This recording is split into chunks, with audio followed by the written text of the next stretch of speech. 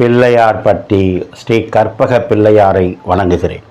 ஆதித்யாய சோமாய மங்களாய புதாயச குரு சுக்கிர சனி பெயர்ச்ச ராகுவே கேதுவே நமோ நமக. நமது வாழ்க வளமுடன் யூடியூப் நேயர்கள் அனைவருக்கும் உங்கள் அன்பு நண்பர் அஸ்ட்ரோ TS மோகன் ராவின் அன்பான வணக்கம், புத்தாண்டு வாழ்த்துக்கள். இப்போ நம்ம இந்த வீடியோவில் என்ன பார்க்க போகிறோம்னா 2026 புத்தாண்டு பலன்கள் எப்படி இருக்கும். வழக்கம் போல தான் 12 ராசிக்கும் தனித்தனி வீடியோ. நிறைய எதிர்பார்ப்புகளோட வாடிக்கையாளர்கள் நீங்கள் என்னை கேட்டீங்க, சார் புத்தாண்டு பலன் எப்போ போடுவீங்க, புத்தாண்டு பலன் எப்போ போடுவீங்கன்னு. நான் கொஞ்சம் பிஸி ஷெடியூலில் இருந்ததுனால உடனடியாக போட முடியல. உங்களுடைய வேண்டுகோளுக்கு இணங்க இந்த வீடியோவை முடிஞ்ச வரைக்கும் சுருக்கமாகவும் தெளிவாகவும் நான் சொல்கிறேன். நிறைய எதிர்பார்ப்புகள், சார் எனக்கு கல்யாணமே ஆகலை, இந்த வருஷம் ஆகிடுமா, சார் எனக்கு வேலையே கிடைக்கல, இந்த வருஷம் கிடைச்சிருமா, சார் குழந்தை லேட்டாகுது, இந்த வருஷம் கிடைச்சிருமா, இப்படி நிறைய பேர் ஜாதகத்தை அனுப்பியும் கேட்டீங்க. இந்த ஆண்டு பயிற்சிகள் அப்படின்னா குரு பயிற்சி ஜூன் மாதம் 2ஆம் தேதி குரு பயிற்சி. அது வரைக்கும் இப்போ குரு பகவான் எங்கே இருக்கார், மீன வீட்டில் தன்னுடைய மிதுன வீட்டில் குரு பகவான் தன்னுடைய பயணத்தை நடத்திட்டு இருக்காரு. ஜூன் மாதம் 2ஆம் தேதி, அதாவது இந்த வருஷம் 2026 மிதுன வீட்டிலேருந்து கடக வீட்டுக்கு வருவார். அப்போ 2 பார்ட்டாக தான் நம்ம விளக்கம் சொல்ல போகிறோம் 12 ராசிக்கும். அப்போ ஜூன் மாதம் 2ஆம் தேதிக்கு எங்கே வர்றாரு, சந்திரனுடைய வீட்டுக்கு வர்றாரு. சந்திரனுங்கிறது குரு பகவானுக்கு நண்பர் வீடு, அது குருவுக்கு உச்ச வீடுன்னு சொல்கிறது. அப்போ உச்சமாகிற நவ கிரகங்களில் 9 கிரகங்களில் குரு ஒரு சுபர். குரு எல்லாருக்குமே பொதுவாக நல்லது பண்ணுவார். அது இந்த பயிற்சி என்னன்னா, உச்சமான குரு எந்தெந்த ராசிக்கு எவ்வளவு நல்லது பண்ண போகிறாங்கிறதான் பார்க்க போகிறோம். 12 ராசிக்கு நன்மைகள் இருக்குது, அதில் யாருக்கு எவ்வளோன்னு தான் இப்போ நம்ம அதிகமாக பார்க்க போகிறோம். ராகு கேதுவை பொறுத்தளவில் இந்த ஆண்டு கடைசியில் டிசம்பர் மாதம் 5ஆம் தேதி வாக்கில் தான் சிம்மத்தில் இருக்கிற கேது பகவான் கடக வீட்டுக்கும், கும்பத்தில் இருக்கிற ராகு பகவான் மகர வீட்டுக்கும் வரப்போகிறாங்க. ஆனால் நம்ம அதை பெருசாக எடுத்துக்கல, ஏன்னா நம்ம சொல்கிறது ஆண்டு பலன். 2வது குரு பயிற்சி டயத்தில் குரு பயிற்சி வீடியோ தனியாக உங்களுக்கு நான் தர்றேன் 12 ராசிக்கும். அதே மாதிரி ராகு கேது பயிற்சி டயத்தில் 12 ராசிக்கும் ராகு கேது பயிற்சி தனியாக தர்றேன். இப்போ நம்ம மெயினாக எடுத்துக்க போகிறது ராகு கும்பத்தில் இருக்கார், கேது பகவான் சிம்மத்தில் இருக்கார். சனி பகவான் ஆல்ரெடி மீன வீட்டில் தான் தன்னுடைய பயணத்தை நடத்திட்டு இருக்காரு. திருக்கணித பிரகாரம் வாக்கியப்படி அவர் மார்ச் மாதம் வர்றாரு. அதுக்குள்ள நம்ம போக வேண்டாம். நம்ம மீன வீட்டிலேயே திருக்கணித பிரகாரம் சனியை போட்டு பலன்கள் சொல்லிட்டு இருக்கோம். மேக்சிமம் கரெக்டாக இருக்குது, நீங்களும் ஓகே சார்னு சொல்கிறீங்க. இப்போ அதனால் இந்த குரு ராகு கேது சனி பகவான் மட்டும் வச்சு இந்த 12 ராசிக்கு இந்த ஆண்டு எப்படி இருக்குன்னு பார்க்க போகிறோம். இதில் நம்ம மாத பலன்களை சொல்லலை. ஏன் அப்படின்னா நம்ம வருட பலன் பார்க்க போகிறோம். நான் சூரியனையோ புதனையோ சுக்கிரனையோ போட்டு சொன்னால் உங்களுக்கு புரியாது. அது மட்டும் இல்லை, நம்மளுடைய மாத பலன்கள் மாதம் வந்துட்டு இருக்கிறதுனால அதுக்குள்ளே நான் போகலை. இந்த ஆண்டு பலன்கள் இந்த 2026 உங்கள் அத்தனை பேருக்கும் ரொம்ப சிறப்பாக, 2025 விட 2024 நல்லாவே இருக்கும். நல்லா இருக்கணும்னு என்னுடைய குலதெய்வம் முத்துமாரியம்மன், நான் நித்தம் வணங்கி நிற்கும் அண்ணாமலையார் உண்ணாமலை தாய், டெய்லி நித்தம் வணங்கி நிற்கும் குமரமலையான், என் தாய் தந்தையரை வணங்கி இந்த 2026 புத்தாண்டு உங்களுக்கு சிறப்பாக அமையணும்னு கேட்டுக்கிறேன். நேயர்கள் நீங்கள் என்ன பண்ணுறீங்கன்னா, இது நம்ம ஒரு பொது பலன் தான். இண்டிவிஜுவலாக வேணும்னா உங்கள் சொந்த ஜாதகத்தை பார்த்துக்கணும். நேயர்கள் எப்பவும் போல் நீங்கள் இப்போ தான் என்னுடைய சேனலை முத பார்க்குறீங்கன்னா சப்ஸ்கிரைப் பண்ணிக்கோங்க, லைக் பண்ணுங்கள், ஷேர் பண்ணுங்கள், உங்கள் உறவினர் நண்பர்களுக்கு சொல்லுங்கள். உங்களுக்கு யார்கிட்டையாவது எனக்கிட்ட ஜாதகம் பார்க்கணும்னா கீழே இருக்க நம்பருக்கு ஃபோன் பண்ணுங்கள். நான் வாட்ஸ்அப் நம்பர் தரேன், ஜாதகம் வாட்ஸ்அப்பில் பார்க்கலாம். நம்ம வீடியோக்குள்ளே போவோம். எனக்கு இறுதியில் பரிகாரம் சொல்லுவேன், செலவில்லாத பரிகாரம், எளிய பரிகாரம், அதை பண்ணால் போதும்.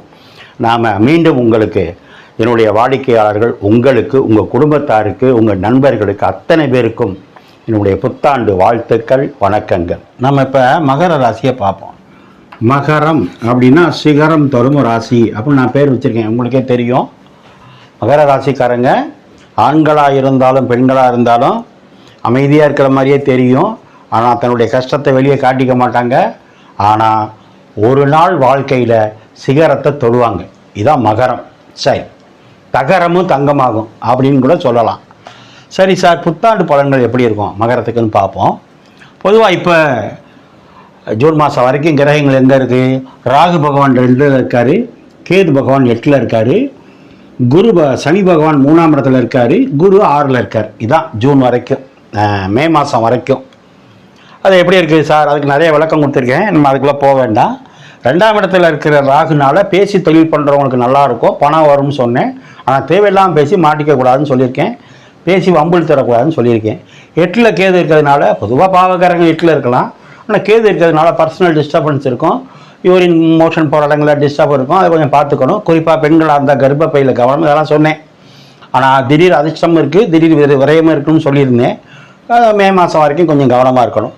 சனி பகவான் 3ல் இருக்கலாம், நிறைய சொல்லிட்டேன் விளக்கம். ராசிநாதனாக இருந்து 3ல் இருக்கலாமான்னா அது ஒரு சின்னது தான். ஆனால் மாற்றம் சொல்லக்கூடிய இடத்துல, முயற்சின்னு சொல்கிற இடத்துல நீங்களே போயிருக்கீங்க. அதனால் நல்ல மாற்றம் வந்திருக்கு, நல்ல முன்னேற்றம் வந்திருக்கு. 2024க்கு 25 பரவாயில்ல, 25க்கு 26 ரொம்ப நல்லா இருக்கும். சரி, குரு 6லேருந்து இப்போ 7க்கு வர்றாரு. விஷயம் அவ்வளோதான். புத்தாண்டில் ராகு கேது பயிற்சி இல்லை, லாஸ்ட்டில் டிசம்பர் 5க்கு மேலே தான். அது நான் விளக்கம் தனியாக தர்றேன். ராகு கேது பயிற்சியில் குரு பயிற்சி மட்டும்தான். அப்போ இந்த குரு எங்கே வர்றாரு? 7ஆம் இடத்துக்கு வர்றாரு. இது ஒன்று போதும். பொதுவாக என்ன சொல்லுவாங்க? குரு பார்வை கோடி நன்மை. இப்போ குரு எங்கே இருக்காரு? ராசியை பார்க்குறாரு. எங்கேருந்து பார்க்குறாரு? 7ஆம் இடத்துலேருந்து பார்க்குறாரு. 7ஆம் வீட்டு அதிபதி யார்? சந்திரன். அவர் எங்கே இருக்கார்? ராசியில் இருக்கார். 7ஆம் வீட்டு அதிபதி ராசியில் இருக்கார். 7ஆம் இடத்துல யார் இருக்கா? குரு இருக்காங்க. இதுக்கு பேர் கஜகேசரி யோகம்னு அர்த்தம். 7ஆம் வீட்டு அதிபதி ராசியில் இருக்கார், அந்த 7ஆம் இடத்துல குரு இருக்கார். கஜகேசரி யோகம்னு அர்த்தம். கஜகேசரினா என்ன சார்? கஜம்னா யானை, கேசரினா சிங்கம். ஒரு யானைக்கும் சிங்கத்துக்கும் கிடைச்சா தைரியம், வீரியம், புகழ் உங்களுக்கு கிடைக்கும்னு அர்த்தம். அந்த யோகம் ஒன்று சேருது, பார்க்குது. அது மாதிரி யோகம் மகரத்துக்கு கிடைக்க போகுது இந்த வருஷம்னு அர்த்தம். அப்போ என்ன சார் கிடைக்கும்? முதல்ல கல்யாணம் ஆகும். குரு 7க்கு வந்தால் ராசியை பார்க்கும்போது, அந்த 7ஆம் வீட்டு அதிபதி சந்திரனை பார்க்கும்போது திருமணம் ஆகும். யாருக்குமே திருமணம் ஆகலைங்கிற பேச்சு இல்லை. யாராவது ஒருத்தருக்கு ஏதாவது மன வருத்தம் இருந்தால் கூட ஒரு சிலருக்கு 2வது திருமணம் நடக்க வாய்ப்பு இருக்குது. அப்புறம் அந்த குரு உங்களுக்கு ராசியை பார்த்து எங்கே பார்க்குது? 3ஆம் இடம் சொல்லக்கூடிய முயற்சி சார்த்த பார்க்குது. அது மட்டும் இல்லை, உங்கள் ராசிநாதனையும் பார்க்குது. உங்கள் ராசியையும் பார்த்து, உங்கள் ராசிக்கு 7 சந்திரனையும் பார்த்து, உங்கள் ராசிநாதனான சனி பகவானையும் குரு பார்க்குறாரு. 3ஆம் வீட்டு அதிபதியும் குரு தான், 12ஆம் வீட்டு அதிபதியும் குரு தான். அப்போ 3 முயற்சி, 3 மாற்றம், நல்ல கம்யூனிகேஷன், கேமரா, எழுத்து, புத்தகம் எல்லாம் 3. அந்த வீட்டில் இருக்கிற உங்கள் ராசிநாதன் குரு பார்க்கும்போது, அப்போ கம்யூனிகேஷனில் இருக்கிறவங்க, புத்தகத்துறையில் இருக்கிறவங்க, தொழில்நுட்பத்தில் இருக்கிறவங்க, ட்ராவலில் இருக்கிறவங்க, 12ஆம் இடம்னா ட்ராவல், விரயம் குறையுது, மாற்றம் நிறையா இருக்குது, முன்னேற்றம் நல்லா இருக்குன்னு அர்த்தம். திருமண யோகம் உண்டு.